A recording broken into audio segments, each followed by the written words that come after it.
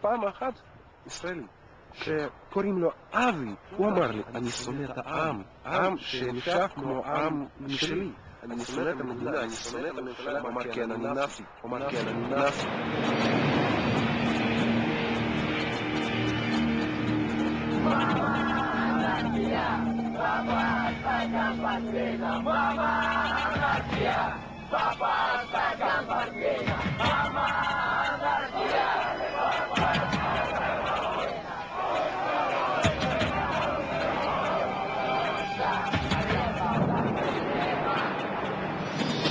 לא, אלו אינם חברי תנועת הצופים במחנה סיירים פסטורלי.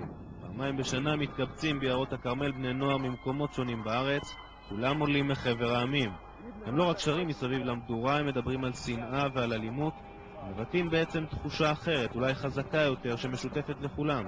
תחושה של ניכור וזרות בתוך החברה הישראלית. התאספנו לאסוף אידיאולוגיה אחת, אנחנו כולם מארץ אחת, ופשוט אנחנו לא אשמים שהאוטו שם מביא אותנו. קולטים אותך טוב או שאתה מרגיש קצת מקופח? מקופח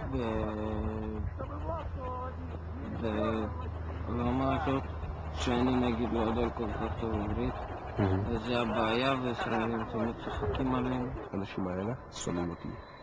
האנשים האלה הם מתנהגים כמו חיות. מי אלה? חברה ישראלית? יש לך חברים ישראלים? אחד או שתיים. היית רוצה יותר? אם הם לא היו צוחקים מרוצים, מצב בארץ, לדעתי, הוא מדי קשה. לדוגמה, בן אדם הוא יהודי, בוא נגיד נקי, אבא, אמא, יהודים.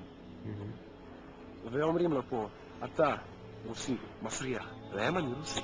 לצברים אני רוסי. אבל תחושת הניכור, מסתבר, מולידה לא רק שנאה מהסוג המוכר. הנערים הללו, בני 16 ו-17, משתמשים בסמלים וביטויים שלקוחים ממחוזות אחרים. נאציסטים זה בני אדם שהגיעו מרוסיה, קוראים לעצמם נאציסטים. יש קבוצה מאוד קטנה ברוסיה של נאצים, וגם פה בישראל יש. הקשר הוא רק בסימנים ובשמות. השרוכים הלבנים הם בעצם לנאו-נאצים. לך יש שרוך לבן. כן. אני רואה שיש לך שרוכים לבנים, כמו לאולגה. מה זה אומר? זה אומר נאו-נאצים. ברור שזאת תופעה ששייכת לתרבות האירופאית או התרבות הצפון-אטלנטית או התרבות המערבית של היום. קבוצות שהן מרגישות עצמן מנוכרות בתוך החברה המערבית, בתוך החברה הקפיטליסטית, והם מחפשים להם את האובייקטים של השנאה והאשמה. אתה נאו-נאצי? מה זה אומר? אני כאילו לא אוהב אנשים שהם לא מסתדרים אותי. אני נאצי, אבל אני גם יהודי. איך זה הולך ביחד? זה לא הולך, אני רק בראש.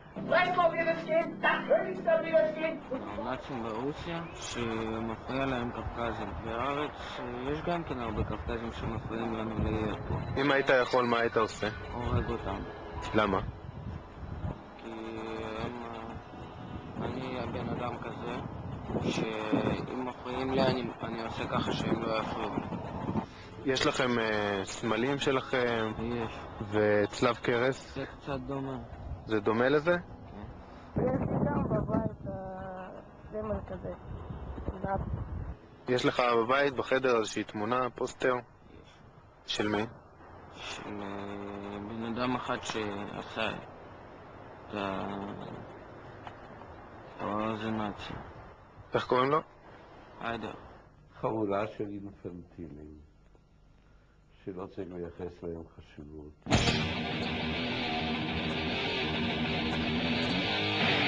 האמנם רק חבורת אינפנטילים שולית וסערורית? הנה שני נערים אחרים, ישראלים, דווקא מתיכון יוקרתי בירושלים. המוסיקה הנאצית שהם שומעים הפכה לפופולרית בקרב לא מעט בני נוער. הלהקה הזאת נקראת סלב, זאת אומרת טבח. אושוויץ, המשמעות של הכאב היא הדרך שבו אני רוצה שתמות. זה להקה שהיא נאצית, אבל כאילו לא מפריע לנו לשמוע את זה. כל הספרים על הנאציזם, על הפשיזם, על הכל. קראנו את מיין קאמפף. לא מפריע לכם לקרוא ספר או להזדהות עם חלקים מסוימים באידיאולוגיה שהיא בכל זאת נאצית? אתיופים בארץ, מה אתה מרגיש כלפיהם? בשבילי הם אותו דבר כמו השחורים האחרים. ומה אתה מרגיש כלפי השחורים האחרים? בעידה מוחלט. לא סובל, רואה אותם, לא רוצה לגעת בהם. תסתובב ברחוב, תסתכל, שחורים. לא יפה להגיד ככה, אבל אתיופים, אפרו-אמריקאים, כמו שאנחנו אומרים.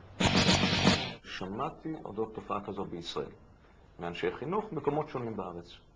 וזה מוגבל עד כמה שאני יודע לבני נוער. זאת אומרת, מדובר על גיל מסוים שבו ישנו מיעוט, כנראה די קבוע בשנים האחרונות. אני שומע על זה 15 שנה בערך. לנוער שזקוק לסוג כזה של התארגנות, מה שהקבוצה הזאת נותנת זה תחושת העוצמה. זאת סכנה פוטנציאלית. עובר מלחמת אתיופיה. מה קורה? הוא יסבול. צריכים אותו. יהיו לו סימנים שהוא לא ישכח. סימנים חולים מן הסתם. תבחר איזה צבע שאתה רוצה.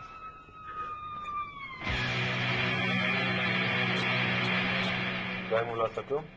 כן. למה? למה? לא עשה לך כלום. לא רוצה להתייחס אליהם בעצמם. יכול להיות, אני לא בטוח. תן להם עוד קצת זמן והם יהיו חלק מהנוף הישראלי. אנחנו צריכים לראות בזה לא רק עניין של מרד נאורים שחולף מעצמו, אלא שייתכן שהוא יעבור טרנספורמציה, שינוי, לנורמה גזענית של קבוצה מסוימת. אנחנו יודעים שתמיד התחילו בקבוצות קטנות. קבוצה קטנטנה, אז לא יהיה שום דבר מזה. הם מסוכנים? אני מפחדת שכן. ממש אני בפחד. יכול להיות שאחד מאלה יהיה פעם רוצח, ואז צריך יהיה להגיד, חבל שלא לקחנו אותם ברצינות. אני לא חושב שהם אפילו מבינים מה הם אומרים כשמדברים על נאציסטים. רוב הנאו-נאצים גם באירופה ובאמריקה הם מהסוג המבולבל. זה שמבחינה חיצונית הם מאורגנים יותר טוב, זה הבדל של צורה, אבל זה לא הבדל של מהות. כל קבוצה כזאת היא מסוכנת. היטלר, הוא היה אחד האנשים הכי חכמים שהיו פה בעולם הזה. זה עם חזק. אתה מעריך אותו? כן, אפשר להגיד.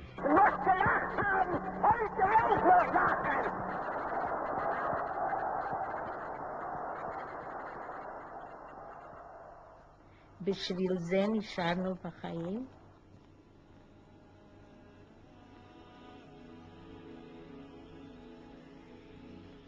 מוכרחים ממש להתעורר ולעשות, לא לחכות ולהגיד, זה יעבור.